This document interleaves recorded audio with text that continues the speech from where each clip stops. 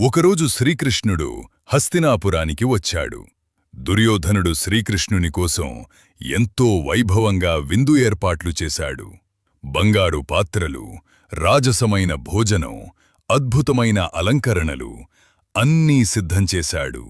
కాని శ్రీకృష్ణుడు మాత్రం ఆ రాజభవనాన్ని వదిలి ఒక చిన్న సాధారణ ఇంటివైపు నడిచాడు. ఆ ఇల్లు భక్తుడైన విదురుడిది. విదురుడు, అతని భార్య శ్రీకృష్ణుడు తమ ఇంటికి రావడం చూసి ఆశ్చర్యంతో నిలిచిపోయారు. వారి కళ్లలో ఆనందబాష్పాలు, వారి హృదయంలో భక్తి. వారు ఎంతో ప్రేమతో శ్రీకృష్ణుణ్ణి ఇంట్లోకి ఆహ్వానించారు. ఆ ఇంట్లో విలాసవంతమైన వంటలు లేవు, బంగారు పాత్రలు లేవు.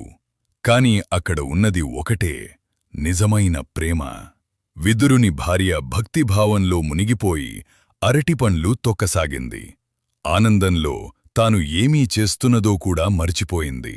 అరటిపండ్లు పక్కనపెట్టి అరటి తొక్కలనే శ్రీకృష్ణుడికి అందించింది. కాని శ్రీకృష్ణుడు ఆ తొక్కలనే అమృతంలా స్వీకరించాడు.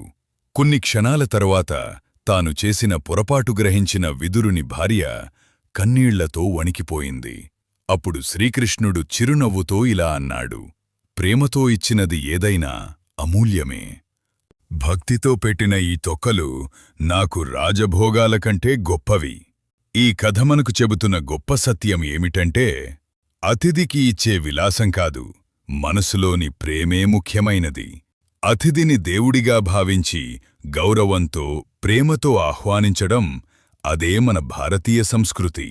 అదే అతిథిదేవో భవ.